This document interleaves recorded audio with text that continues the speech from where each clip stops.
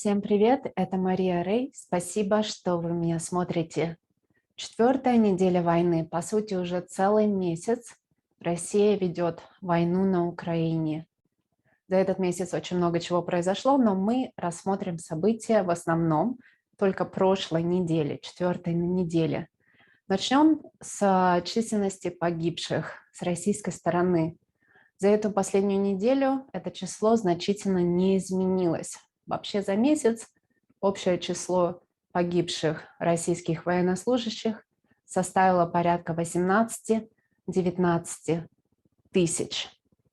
То есть фактически каждый 10-й военнослужащий с российской стороны уже погиб. И это, конечно, очень серьезная статистика, о которой не нужно забывать. Второй важный момент – это количество раненых. Эти числа, эти цифры никогда не будут известны, но если учитывать опыт предыдущих вооруженных конфликтов и как в тех конфликтах высчитывались эти цифры экспертами военными, и если этим экспертам верить, вот это количество погибших нужно умножать на 3 или 4, то есть 18 тысяч умножить на 3 или 4, то есть как минимум 60 тысяч раненых, примерно вот такое количество. Это опять же я говорю о российских военных. Не нужно забывать также тех, которые сдались в плен или тех, которых взяли в плен. Таких порядка 1000 человек, если не больше. Естественно, российское правительство или российское руководство эти данные не предоставляет. Я руководствуюсь данными, которыми владеет украинское руководство. Ну и, наконец, последняя категория военнослужащих, которые, по сути, выбыли из военных действий, это те, которые пропали без вести. Естественно, невозможно судить, какое их количество. Но, грубо говоря, если суммировать тех, которые погибли, тех, которых ранили, и, наконец, тех, которые взяли в плен, порядка 80 тысяч человек с российской стороны уже выбыли из военных действий. Это 80 тысяч из 200, где-то вот такое количество в целом было направлено на эту так называемую спецоперацию. Помимо серьезных потерь среди военнослужащих, очень большие потери также вооруженной техники. Мне удалось подтвердить эти данные в двух серьезных источниках. Так вот, порядка 40% всех вооружений российских уже потеряно, вот буквально за месяц этой войны. Вы можете себе представить вообще, то есть что будет, точнее, что может быть через месяц или через 2 месяца. То есть фактически количество людей, количество военнослужащих может потенциально сойти на нет, так же, как и техника. Брать ее неоткуда, потому что, опять же, на ее выпуск требуется время и деньги, которых у России не так много. И вот, конечно же, вопрос тут возникает, о чем думает Путин? Неужели он не понимает, что может быть через какое-то время? И часть экспертов считает, что ему просто не предоставляют достоверную информацию. Другие считают, да нет, у него информация есть, просто он же не стратег, он тактик, он думает буквально там на пару дней вперед, а то, что будет позже, это уже его не так волнует. Но вообще, конечно, не нужно быть семи пядей во лбу, чтобы не думать о том, что может быть через месяц. Месяц – это небольшая такая историческая перспектива. И мне поэтому очень интересно, что у него в голове вообще. Вот. И из этой ситуации, по сути, тупиковой для России, тут только два выхода. Первое – это вот эти вот переговоры, о которых, естественно, много говорилось, да и я тоже на своем канале о них не раз говорила. И да, они продолжают идти, но как-то так, с переменным успехом. Похоже, они будут вяло текущими еще какое-то время. Вторая опция, я вздыхаю, потому что она меня нервирует, это применение ядерного оружия. Путиным. К сожалению, это все еще реально. Об этом свидетельствуют ребята, которые очень активно ведут пропаганду на центральных российских каналах, типа Соловьевой или Скобеевой. Они всегда транслируют то, что Путин и его окружение не говорят прям уж так откровенно. И просто в силу причин они не могут это говорить. Но зато вот эти пропагандисты имеют полное, грубо говоря, моральное право вещать от имени Путина и его друзей то, что те им передают. То есть вот до войны на Украине они говорили, да нам срочно нужно нападать на этих фашистов, нацистов, или как там они еще называли украинцев. Ну, а теперь они уже просто говорят так в наглую, да давайте по ним или там по США, неважно, ударим ядерным оружием. И это, конечно, не может не напрягать вот этот вот вариант. Путин, на самом деле, еще рассматривает третий вариант, но я как-то смеюсь на это, потому что немножко наивно думать, что можно еще какие-то войска на Украину стянуть. Ну, во-первых, уже из Сибири, с Дальнего Востока, с Кавказа, всех, кого можно, уже выдернули оттуда и послали на Украину.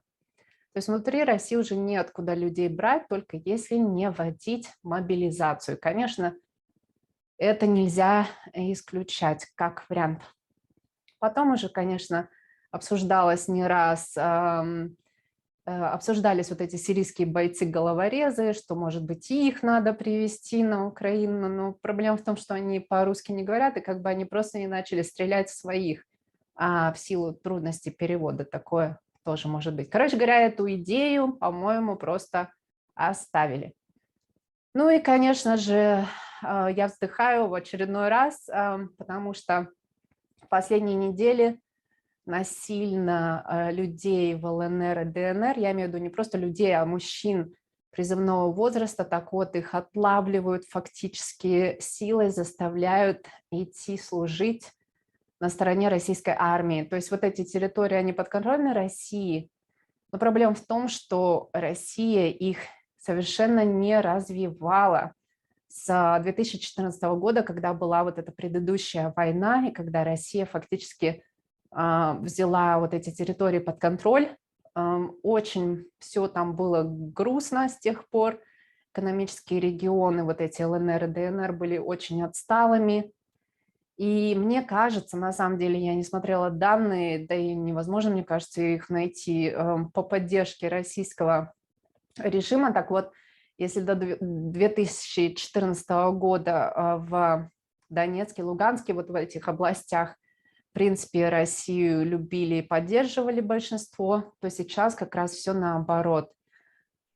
Мало того, что, как я уже сказала, регионы не развивались экономически, опять же, люди, те, которые там живут, они не бессердечные, они видят, что происходит с их братьями, сестрами, друзьями на территории Украины. Также то, как себя ведут жестоко российские войска или руководство, когда просто элементарно, как я уже сказала, хватает людей, насильно их заставляют идти служить, пусть не с оружием в руках, но все равно служить на стороне российских войск. Это, конечно, ужасно. И вот эти вот ребята или мужчины постарше, они уже в этих регионах, они уже не первую неделю, многие просто прячутся дома. Многие боятся включать свет, они не выходят на улицу, потому что знают, что их просто загребут. И их ужасно, ужасно жалко. Ну и, наконец, последняя опция, откуда брать можно силу живую, так сказать, это Беларусь.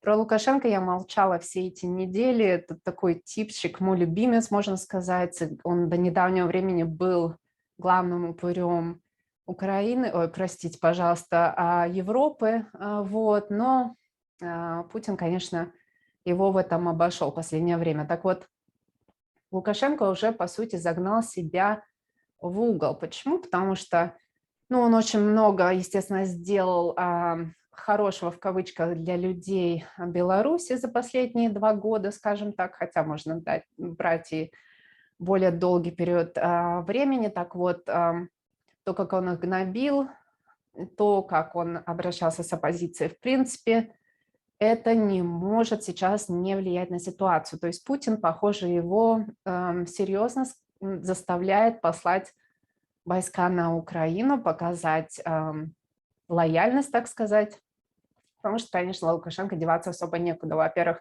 на территории Беларуси базируются российские войска. Путин в любое время может просто элементарно убрать Лукашенко, ну и тому приходится как-то крутиться. Вроде он обещает послать войска, но когда не говорит. И, конечно же, он не может понимать, что это для него конец. Потому что, во-первых, ну, начнем с того, что белорусская армия насчитывает всего порядка 65 тысяч военнослужащих по сравнению с российской армией, я уж не говорю с армией США и китайской армией, это, конечно, очень небольшое количество людей. Так вот, естественно, всех он послать не пошлет на Украину, то есть, возможно, скажем, ну, треть пошлет. Вот 20 тысяч человек – это, конечно, капля в море в сравнении с тем количеством военнослужащих, которых Россия послала на Украину. И большой разницы они не сделают, хотя бы потому, что, ну, во-первых, большинство из этих военнослужащих не хотят служить на стороне Лукашенко, они не хотят поддерживать этого диктатора, не говоря уж о другом диктаторе, Путине. Короче, это вообще не их война. Когда насильно кого-то отправляют делать то, что он не хочет, но он либо не будет это делать, либо возьмет оружие и направит его на того человека, который его принудил это делать. Ну, скажем, вот такой сценарий тоже возможен. То есть, грубо говоря, вот эти вот ребята или мужчины старше, хорошо, их отправляют, допустим, на Украину гипотетически, что они делают? Ну, во-первых, они будут, конечно же, либо саботировать усилия российских войск на Украине, либо они просто будут массово сдаваться в плен. Третий момент, конечно, вот опять же, может быть, Лукашенко боится, что они просто возьмут оружие еще до того, как на Украину их направят, они просто его свергнут, что тоже может быть реалистичным сценарием, учитывая, как они все любят в кавычках своего прекрасного в кавычках, опять же, президента. То есть Лукашенко хорохорится и не хочет ничего в данный момент предпринять. То есть, опять же, вот эти вот силы, которые новые солдаты, которые могли бы, грубо говоря, воевать или что-то делать на стороне российских войск, они в данный момент отсутствуют, брать их особо неоткуда. Поэтому вот этот третий вариант с привлечением дополнительной живой силы я бы всерьез не рассматривала. Также на этой неделе произошло несколько интересных событий. Конкретная история с этими биолабораториями началась еще даже раньше.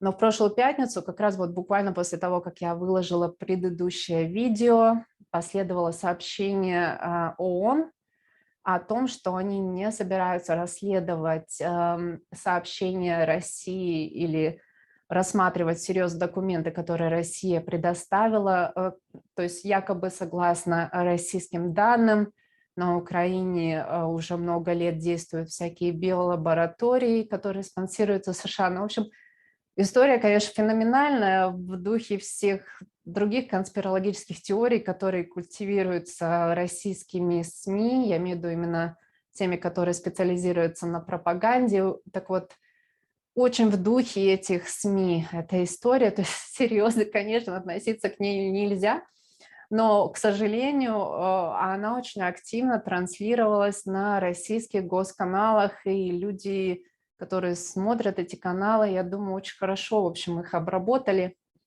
и заверили их в достоверности этих прекрасных данных, которые вот как-то случайно совершенно откуда-то появились, прям так удачно совпало, что в конце февраля там или в начале марта вот Россия такая молодец, нашла эти документы и пытается теперь привлечь Украину к ответу за ужасные преступления, которые она собиралась совершить в отношении российских граждан. Ну, в общем, история веселая и в то же время очень грустная. Короче говоря, ООН послала Российскую Федерацию на 3 буквы в очень дипломатической форме кто же теперь России вообще может даже доверять? Если бы даже на секундочку предположить, что эти документы достоверны, но кто будет России в данных условиях доверять? У нее репутации ноль, у нее репутация, как у Северной Кореи или Сирии. То есть, какие-то там сумасшедшие вот сидят, какую-то нелепицу несут, но с ними разговаривать не нужно. Ну пусть они там в сумасшедшем доме что-то там лепечут, оставим их в покое. Вот примерно такое к ним сейчас отношение. То есть вся эта история была, мне кажется, задумана на внутреннего потребителя, ну или, может быть, у них наивность была какая-то по поводу того, что, ну, может быть, вот этой сказкой про биолабораторию украинский можно будет отвлечь внимание от того, что происходит на Украине, от бомбежек мирного населения и так далее. И вообще, в принципе, ну даже, ну окей, вот где вот причинно-следственная связь? Даже если бы это была правда, и такие биолаборатории были, неужели это оправдывает убийство детей, вообще мирного населения на Украине? Ну, видимо, по путинским меркам и по меркам его окружения вполне оправдывает, да что угодно, видимо, для Путина оправдывает. Это главное достижение его геополитических целей. Про биолаборатории я все обсудила. Последнее, о чем мне хотелось бы с вами поговорить на этой неделе, это о рейтинге Путина. Ну, естественно, согласно официальным данным, рейтинг Путина растет, как же может быть иначе?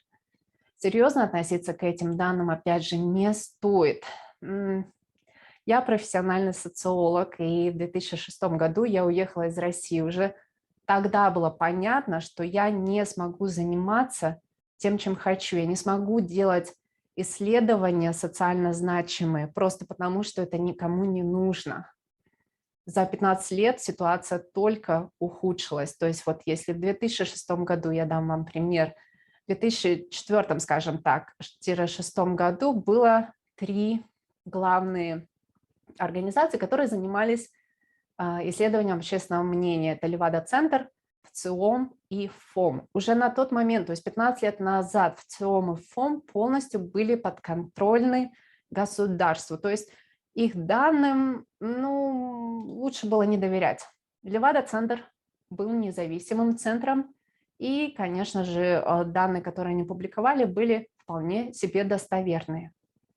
Так вот, за 15 лет ничего не изменилось. ВЦИОМ и ФОМ как были специфическими такими организациями, так и не остались. Левада-центр каким-то чудом сохранил свою независимость, но за это его огрели по голове сковородкой, точнее, их просто сделали иностранными агентами. Так вот, естественно, никакой социологии реально, никаких реальных цифр поддержки, будь то поддержки президента, да будь хоть просто чего угодно, поддержки не может быть в стране, где нет свободы мысли, нет свободы прессы, нет свободы собраний и так далее. Ну как люди могут доверять кому-то, как они могут честно сказать, что я не люблю Путина или даже просто я не доверяю Путину? Ну даже вот если бы был какой-то открытый вопрос, которым бы просто было сказано: окей, назовите тех политиков, которые вам нравятся. Ну, конечно, не всем сразу придет в голову прекрасный и ужасный Путин. Возможно, кто-то подумает о Навальном, но сказать это вслух, ну, упаси Боже, ну вот особенно в тех условиях, в которых сейчас страна существует, когда президент страны называет национальными предателями всех, кто думает не как он, и, по сути, дает добро на репрессии мирных граждан, которые не согласны с тем, как он думает, так скажем, очистку населения, то есть физическую, фактически очистку, о которой он публично сказал не так давно. Так вот, о чем вообще может быть разговор? Ну, как люди вслух произнесут фамилию Навального? Да и плюс, конечно же, всем давно известно, что оппозиционное поле было зачищено в России уже очень давно. По сути, какие были варианты до Навального или кроме Навального? Практически никого и не было, кто бы мог осмелиться говорить что-то против Путина, или у такого человека был бы такой большой, скажем, не то что рейтинг даже, а такое большое влияние на территории России. Ну, просто потому что его бы ему бы не позволили это сделать, ему бы не позволили подняться на такой уровень. Навальный Алексей очень особый человек, очень сильный, и благодаря ряду стратегий ему все-таки удалось преодолеть очень много преград. Но, опять же, я говорю, альтернативы Алексею в последние 10 лет как минимум уже не было. То есть, как я уже сказала, мало того, что люди не могли бы назвать и не могут назвать его имя вслух, но просто даже и выбрать особо не из кого. Поэтому вот эти вот все опросы общественного мнения, они бессмысленные. Напишет там 70% поддержки Путина, напишет 90%, уже, наверное, будет скоро 105%. Это не важно, это все не играет смысла. Что играет смысл, это тот факт, что, к сожалению, как мне кажется, уровень поддержки Путина все-таки больше, чем 50%. И вообще поддержки того, что он делает на Украине. И это, конечно, очень грустно. Естественно, вина этому лежит во многом на пропаганде, которая льется со всех каналов, но тут не только это, то есть тут несколько факторов. Грубо говоря, давайте рассмотрим, во-первых, тот факт, где люди живут. То есть если люди живут в больших центрах типа Москвы и Санкт-Петербурга, если им, ну, скажем так, до 35 лет, а особенно если им до 25 лет, очень высокая вероятность, что они Путина не поддерживают, и то, что он делает на Украине, тоже не считают правильным. Почему? Потому что они не выросли на этих российских каналах, они их не смотрят, они получают информацию из интернета. Более старшее поколение, 35-40 лет и старше, они другие. И опять же, если мы не берем Москву и Санкт-Петербург, а берем менее такие значительные центры российские, и особенно если мы говорим о региональных центрах, о маленьких городах, к сожалению, там ситуация еще только хуже. И чем старше человек, тем больше вероятность того, что он смотрит телевидение, и, естественно, он не может не верить тому, что ему показывают. Даже мой родной дедушка, я помню, когда он был жив, я увидела эту трансформацию его от того, то есть он служил когда-то на Украине, он обожал Украину, потом в 2014 году, когда российские войска пришли туда, начался литься вот этот поток грязи на Украину, и он, будучи таким приверженцем телевидения, он изменился очень быстро. Те вещи, которые он начал говорить про украинцев, меня, честно говоря, мягко говоря, удивляли. Я не могла понять, откуда вообще это ему могло прийти в голову, но потом, конечно, все выяснилось, потому что ему это все вот втирали каждый вечер. Он смотрел эти новости, и каждый вечер его зомбировали. Таким образом, ситуация вот с этим коллективным сознанием, или точнее коллективным бессознательным, как социологи говорят, очень, очень грустная. И пока вот эта пропаганда будет существовать, ни о каком просветлении большинства россиян, их понимание, сознание того, что делается с их, скажем так, не то что одобрения, но, по крайней мере, без какого-либо противодействия с их стороны на Украине, это будет продолжаться. Мы увидимся на следующей неделе. Спасибо за то, что вы смотрели меня. Пока.